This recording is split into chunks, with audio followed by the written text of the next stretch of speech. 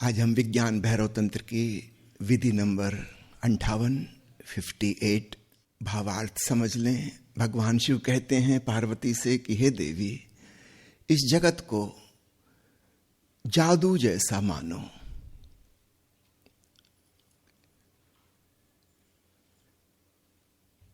सिर्फ हमारी धारणा की बात है, हम जगत को बहुत यथार्थ मानते हैं, है नहीं, मानते हैं, और हमारे मानने की वजह से हम उसके प्रति बहुत गंभीर हो जाते हैं। काश हम इसको जादू जैसा कि वस्तुतः वह है वैसा मान लें, वैसा जान लें, तो वह मान्यता भी अद्भुत परिणाम लाएगी। हमारी सारी गंभीरता संसार के मामले में खो जाएगी। हमने चीजों को बहुत सीरियस बना रखा है। छोटी छोटी चीज, तिल का ताड़ बना लेते हैं। अक्सर तो तिल भी नहीं होता, कुछ भी नहीं होता। जादू का तो यही मतलब है कि जहां कुछ नहीं है वहां कुछ दिखने लगता है, और जहां कुछ था वहां कुछ दिखता नहीं।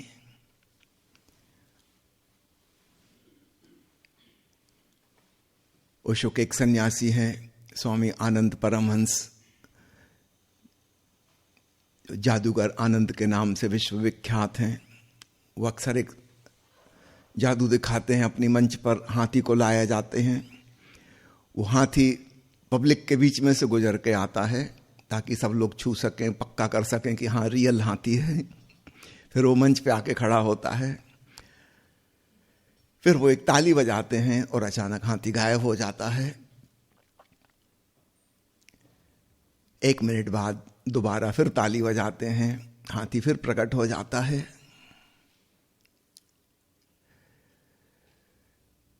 लोग हतप्रभ रह जाते हैं कि कैसा चमत्कार, कैसा जादू। हाथी जैसी बड़ी चीज का गायब हो जाना, फिर प्रकट हो जाना अचानक। पर जिंदगी में गौर से देखें, क्या सब कुछ ऐसा ही नहीं हो रहा? दूसरों की तो छोड़ो, एक दिन अचानक आप प्रकट हो गए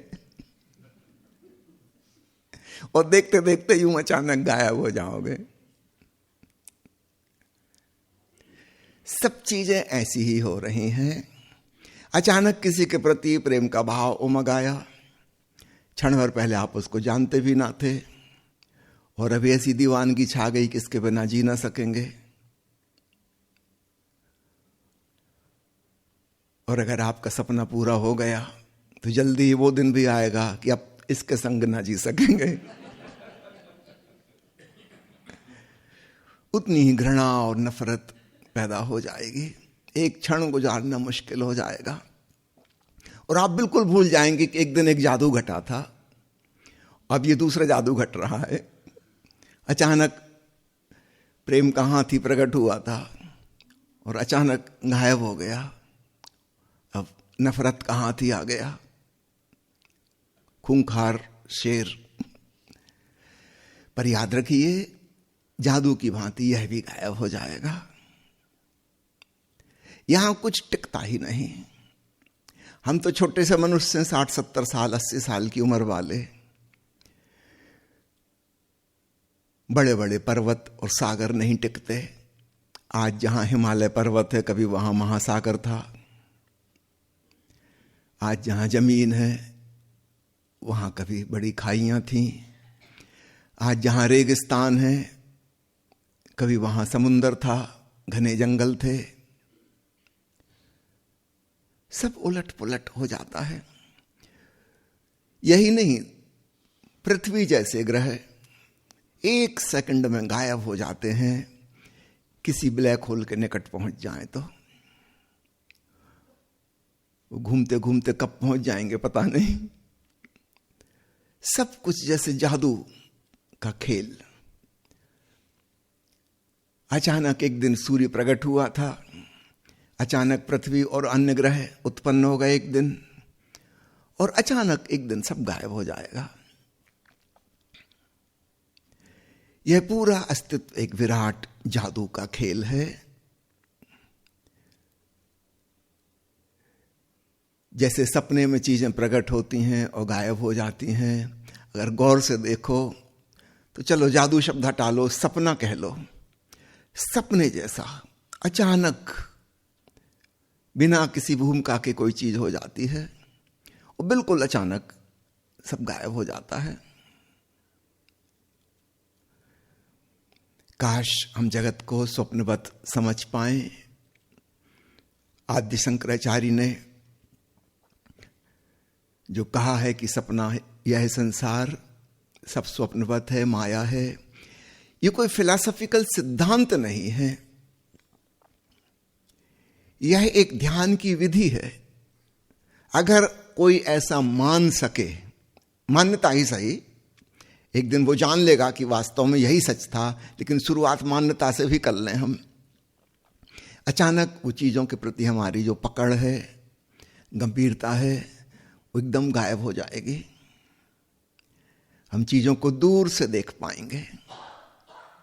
साक्षी होने की इससे सरल कोई विधि नहीं है कि हम यह भाव करें कि जो हम देख रहे हैं वह यथार्थ नहीं है। फिर उस तरफ हमारी ऊर्जा कैसे बहेगी? वो तो हम उसको सत्य मानकर जोर से पकड़ रहे थे, कहीं खो ना जाए बचाने की कोशिश कर रहे थे। अगर यह ख्याल आ जाए कि सपने जैसा असत्य है, दिखाई पड़ता है वैसा है नहीं, तो वो जो बहिर्मुखी ऊर्जा थी वो बहिर्मुखी रह नहीं सकती, वो अपने आप ही आत्म केंद्रित हो जाएगी। क्योंकि हमारी जीवन ऊर्जा वहीं बहती है जिसको हम सच मानते हैं। तो हम इस परिवर्तनशील जगत को अगर सच मानते हैं तो हमारी सारी ऊर्जा वहीं संलग्न रहेगी। हम हमेशा ऑक्यूपाइड और बिजी रहेंगे, व्यस्त रहेंगे, उन्हीं चीजों में उलझे रहेंगे। हम स्वयं पे नहीं लौट सकते। बहुत लोग कोशिश करते हैं कि हम फलाने गुरु के पास गए थे, उन्होंने ये ध्यान विधि बताई, हमने किया लेकिन कुछ हुआ नहीं, फिर फलाने के पास गए, फिर ये किया वो किया, सब गुरुओं को उन्होंने असफल कर दिया। फिर वो मुझसे पूछते हैं कि आप कुछ बताइए। मैंने कहा तुम अपनी लिस्ट में मेरा नाम भी जोड़ना चाहते हो? तुम अपनी तरफ देखो, तुम्हारे भीतर कोई ट्रिक है जिसके चलते तुम हर विधि को असफल कर देते हो।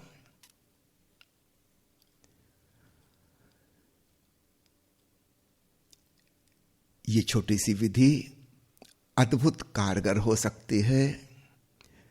ऐसा नहीं कि हमको बैठ के इसको करना है, अपनी जीवनचर्या में दैनंदिन के क्रियाकलापों में बार बार इसका स्मरण करना कि जो मैं देख रहा हूं, जो मैं जान रहा हूं, सुन रहा हूं, वह स्वप्नवत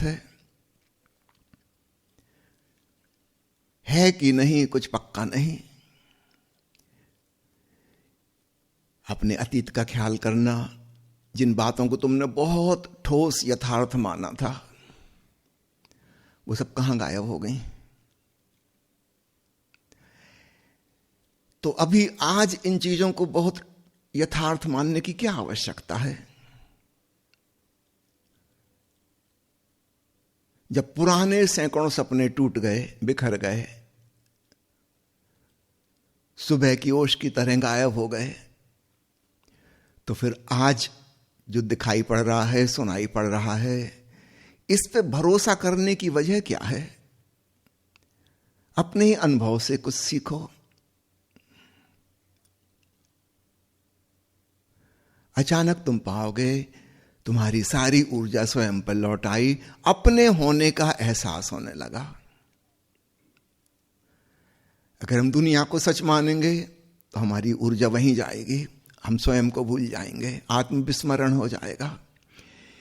यदि दुनिया को हम स्वप्नवत समझेंगे, जादू जैसा समझेंगे, तो सारी ऊर्जा स्वयं पर लौट आएगी और कहीं जाने की जगह ही नहीं बची।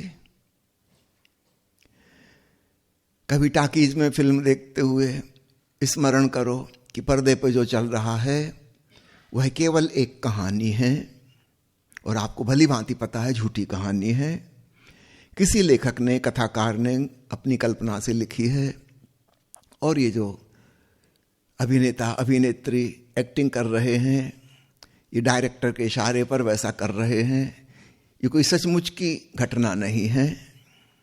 उनका प्रेम भी झूठा है, क्रोध भी झूठा है, हंसी भी झूठी है, रोना भी झूठा है, किसी का मर्डर हो रहा है वो भी झूठा है, क्योंकि आपको पता है कि वो व्यक्ति सचमुच में नहीं मरा, अगली फिल्म में वो फिर काम कर रहा है। सब कुछ झूठा है। इस भाव से आप कभी फिल्म को देखना, भूल जाएंगे, बीच बीच में फिर गंभीर हो जाएंगे, लगेगा कि जो हो रहा है वो बहुत रियल है।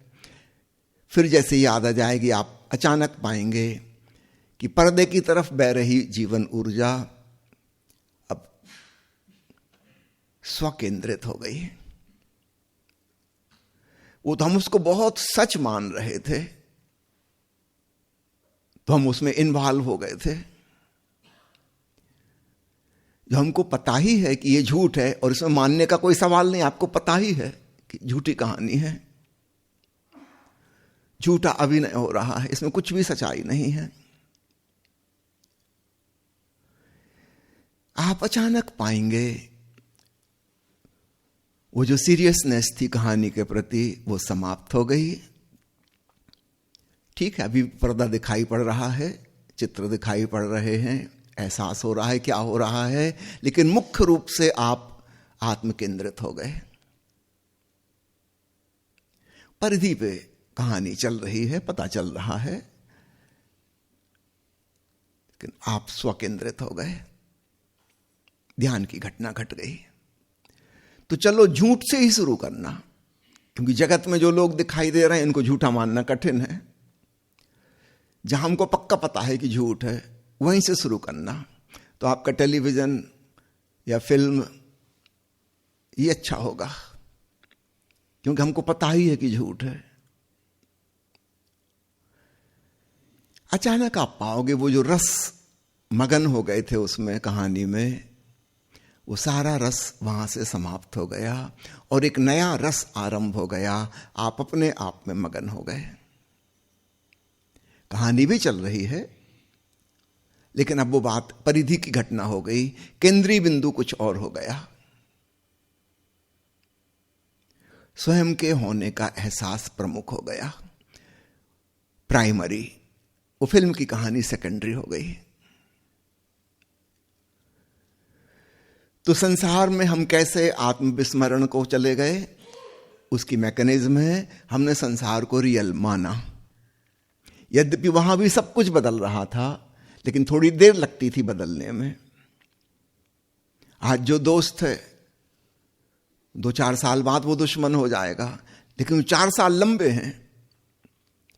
उस 4 साल में हम मानते रहे कि दोस्त है दोस्त है दोस्त है, अपनी अपेक्षाएं एक्सपेक्टेशन खड़े करते रहे, अपना सपना बांधते रहे, दोस्त है। फिर अचानक एक दिन वो सपना टूटा। फिर भी हम इतने नासमझ हैं कि हम उस व्यक्ति को दोष देंगे कि ये व्यक्ति ठीक नहीं था। मतलब हमारा सपना देखने की टेंडेंसी अब हम किसी और पे लगाएंगे, कोई दूसरा दोस्त ढूंढेंगे। अभी भी हम मान रहे हैं कि कोई दोस्त हो सकता है, हमने अपनी मान्यता नहीं छोड़ी, हमारी गंभीरता बरकरार है। हम इसके प्रति भी गंभीर हैं जिसने दगाबाजी की है, बेवफाई की है, धोखा दिया है, और हम नए मित्रों की तलाश में हैं। तो हम अपना सपना हम जारी रखेंगे। कोई व्यक्ति जीवित था, अचानक खबर आई कि वो समाप्त हो गया। हम किसी चीज पे दोष लगा देंगे, बीमारी पर कि अस्पताल पर कि डॉक्टर पर कि दवाई पर कि एक्सीडेंट करने वाले पर, किसी भी चीज पर। लेकिन हम जीवन में उसी गंभीरता से रहेंगे, अपने जीवन को भी उतना ही गंभीर मानेंगे और दूसरे के जीवन को भी उतना ही गंभीर मानेंगे। उसके लिए हम रो भी लेंगे, अभी भी हम सीरियसली ले रहे हैं वो जो सपना टूट गया। अभी भी हम सपने के प्रति नहीं जागे। हमारा दुख इस बात की गवाही है कि अभी भी हम बहुत गंभीर हैं।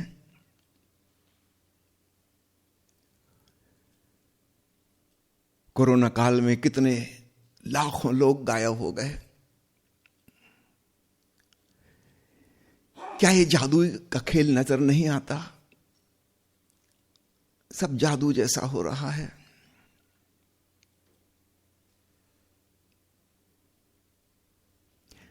यह जादू जैसा ना कहो, सपने जैसा कह लो।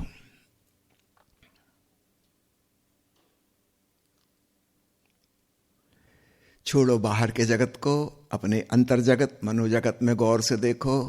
कैसे अचानक कोई विचार आ जाता है और हमको बिल्कुल आच्छादित कर लेता है, आप्लावित कर देता है। हम उस विचार के बिल्कुल अधीन हो जाते हैं। उसके पीछे हम लड़ने मरने जान लेने गंवाने तैयार हो जाते हैं और कुछ समय के बाद वो विचार गायब हो जाएगा। कहीं उसका चिन्ह भी ढूंढे से ना मिलेगा कि गया कहां। ठीक ऐसी भावनाएं आती हैं बाढ़ की तरह, हम उसमें पूरे डूब जाते हैं और वो भावना कहां गायब हो जाती है थोड़ी देर में पता नहीं चलता। कहां से आई थी कहां चली गई। अचानक आना हुआ, अचानक जाना हो गया। और ये सैकड़ों बार घटना घट चुकी, कोई नई बात भी नहीं है, लेकिन हर बार हम उतनी ही गंभीरता से उसको लेते हैं। एक गजल में पढ़ रहा था, जरा सुनिए। किसी शायर ने लिखा है, तेरे लबों के मुकाबिल गुलाब क्या होगा, तू लाजवाब है तेरा जवाब क्या होगा। शायर लोग जल्दी ही प्रेम में पड़ जाते हैं, बड़ी ऊंची ऊंची बातें कहने लगते हैं। तेरे लबों के मुकाबिल गुलाब क्या होगा, तू लाजवाब है तेरा जवाब क्या होगा। तू मुस्कुराए तो जाती बहार आ जाए, तू मुस्कुराए तो जाती बहार आ जाए। तेरे शबाब से बढ़कर सबाब क्या होगा। तू लाजवाब है तेरा जवाब क्या होगा। तेरी अदा पे फिदा हम तो क्या जमाना है, निसार तुझ पे मेरे दिल का हर खजाना है। तेरे करम का किसी से हिसाब क्या होगा। तू लाजवाब है तेरा जवाब क्या होगा। फिर ये शायर साहब की शादी हो गई थी। फिर 2 साल बाद इन्होंने दूसरी गजल लिखी है, अब वो सुनिए। दोस्त मिलते हैं यहां दिल को दुखाने के लिए, दोस्त मिलते हैं यहां दिल को दुखाने के लिए। उंगलियां रखते हैं वो हम पे उठाने के लिए। क्या कसूर उनका ये तो रस्म चली आई है, तोहमतें होती हैं दुनिया में लगाने के लिए। ना खुदा मान के बैठे थे जिनकी कश्ती में, वो हमें मौजों में लाए थे डुबाने के लिए। वो हवाओं की तरह रुख को बदल लेते हैं, हम नसीबों से लड़े थे जिन्हें पाने के लिए। लेकिन मजे की बात है, हमारा सपना देखने का जो पैटर्न है वो नहीं टूटता। हम एक खास व्यक्ति पर दोष लगा देंगे कि ये आदमी गलत था, ये स्त्री गलत थी। हम अपना सपना देखना जारी रखेंगे, हम किसी दूसरे प्रोजेक्टर के माध्यम पे, किसी दूसरे पर्दे पे अपनी कहानी का प्रक्षेपण करके देखने लगेंगे। हमारी कहानी वही चलेगी।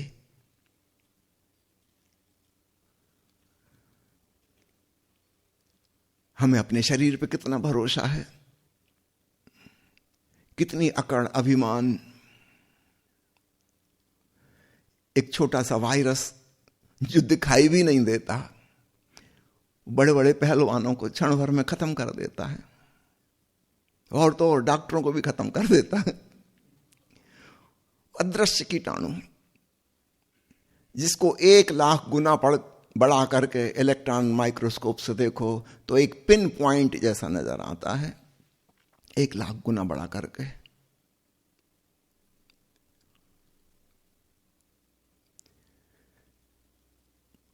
हमें कितना अहम भाव, मेरा शरीर मेरा स्वास्थ्य,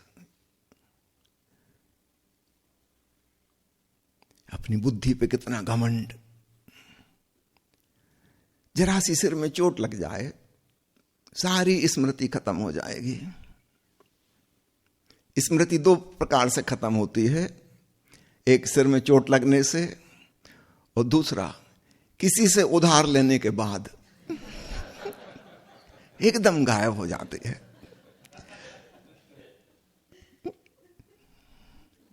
याद ही नहीं आता। इस स्मृति का क्या भरोसा है, जिसको हम अपनी बुद्धि कहते हैं।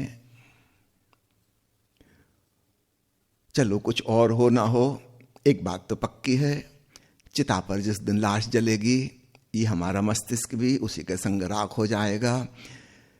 जिस रंग पर, रूप पर, स्वास्थ्य पर, बुद्धि पर हम इतना इतराते थे, पता नहीं क्या समझते थे अपने आप को, सब मिट्टी में मिल जाएगा। हमसे पहले अरबों खरबों लोगों के संग ऐसा हो चुका, फिर भी हम नहीं जागते, नहीं चेतते। रोज हो रहा है ऐसा। 2.5 लाख आदमी रोज मर जाते हैं, मगर मुसीबत यह है कि 3 लाख रोज पैदा हो जाते हैं। सपना हमारा जारी रहता है, नई आशाएं, नई उमंगें।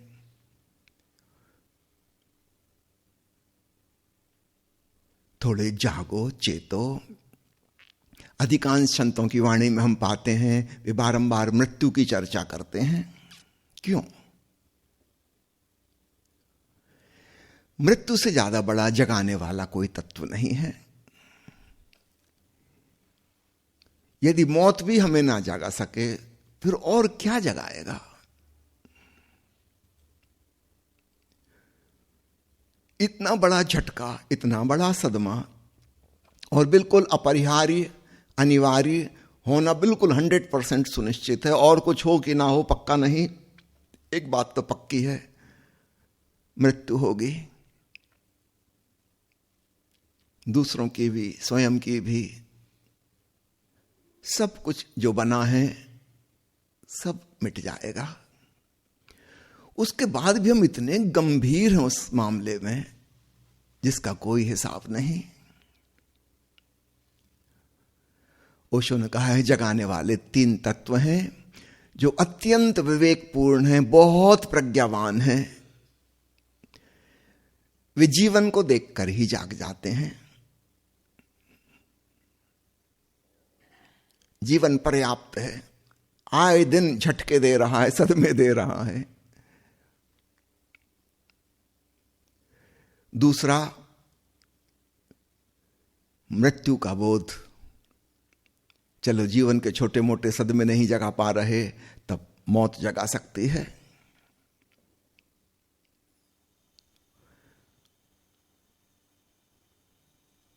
ओशो ने स्वयं वर्णन किया है, उनके बचपन में 3 मृत्युएं बहुत महत्वपूर्ण हुई, जिनकी वजह से वो चौंके, जागे, जीवन की क्षणभंगुरता को, इस जादू जैसे खेल को पहचाने। बुद्ध के जीवन की घटना भी आपने सुनी होगी। मुर्दा लाश को देखकर उसी दिन उन्होंने संन्यास ले लिया, शाश्वत सत्य की खोज में लग गए। मीराबाई के जीवन में उल्लेख आता है कि मायके में, ससुराल में अधिकांश प्रियजनों की मृत्यु हो गई। शायद उसी लिए परमात्म तत्व की खोज में लगी। लाओ त्सु के जीवन में उल्लेख है, पतझड़ के मौसम में एक पीले सूखे पत्ते को गिरता हुआ देखकर जागा, चौंका।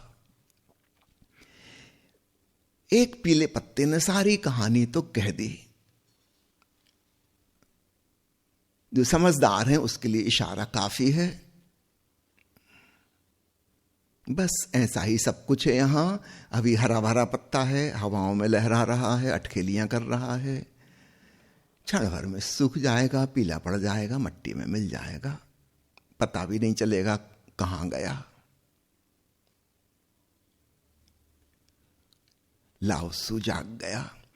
तो कुछ हैं जो जीवन को देख के जाग जाते हैं, अत्यंत विवेकपूर्ण। नंबर 2, मृत्यु के सदमा से जागते हैं।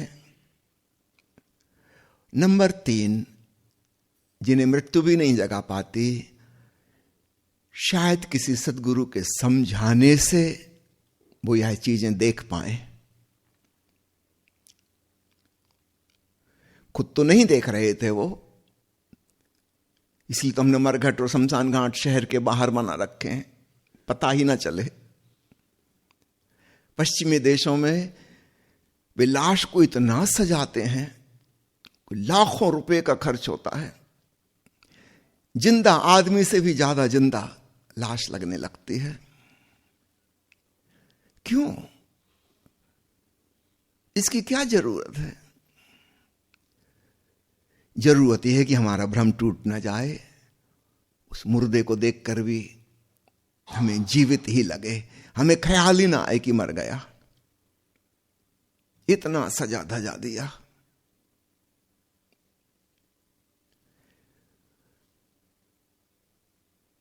तो मौत को हम देखना ही नहीं चाहते, छुपा के रखते हैं। पश्चिम के मुल्कों में उन्होंने मौत को बिल्कुल छुपा दिया है, जीवन का आखिरी हिस्सा। पूरब के देशों में काम वासना को छुपा दिया है, बिल्कुल अंधेरे में जीवन की शुरुआत। ये डंडे के दो छोर हैं, शुरुआत और समापन। क्योंकि अगर एक को देख लो तो फिर दूसरे का ख्याल आना शुरू हो जाएगा, तो बिल्कुल छुपा ही दो, पता ही ना चले वो है भी, इसका भी किसी को एहसास ना हो। लेकिन हम कितना ही छुपाएं, बात छुपती नहीं है। सब सपने जैसा है, जादू का खेल शुरू होता समाप्त हो जाता। बेहतर है हम इस सच्चाई को जान लें। इसलिए समस्त संतजन बार बार मृत्यु की तरफ इशारा करते हैं।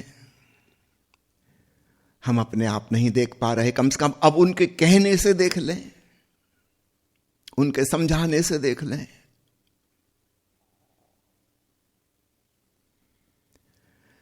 पश्चिम के लोग समझते हैं कि पूरब के ऋषि लाइफ नेगेटिव हैं, बार बार मौत की चर्चा करते हैं। लाइफ नेगेटिव नहीं है, एक यथार्थ की बात कर रहे हैं। और अगर उसको प्रति हम जाग गए तो हम परम जीवन को, अमृत जीवन को जान लेंगे। इससे ज्यादा बड़ी लाइफ पॉजिटिविटी नहीं हो सकती। क्षणभंगुर जीवन की क्षणभंगुरता की तरफ इशारा करना नकारात्मक नहीं है, ये तो एक सच्चाई से साक्षात्कार कराना है।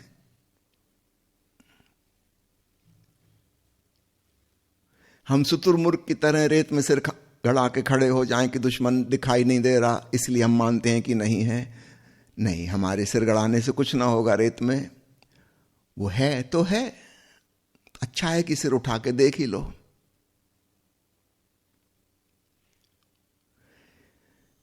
कितना ही कड़वा सच हो, देख ही लो, जान ही लो, वही बेहतर, फिर कुछ उपाय हो सकेगा।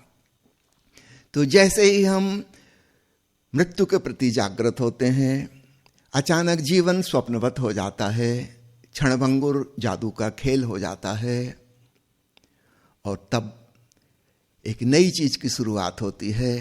हम आत्म केंद्रित होते हैं और अपने चैतन्य के एहसास में डूबना शुरू होते हैं। अब कोई चीज हमें बाहर बांधने वाली ना बची, अंतर्मुखी होने के अलावा कोई उपाय ही नहीं बचा, कोई विकल्प ही नहीं है।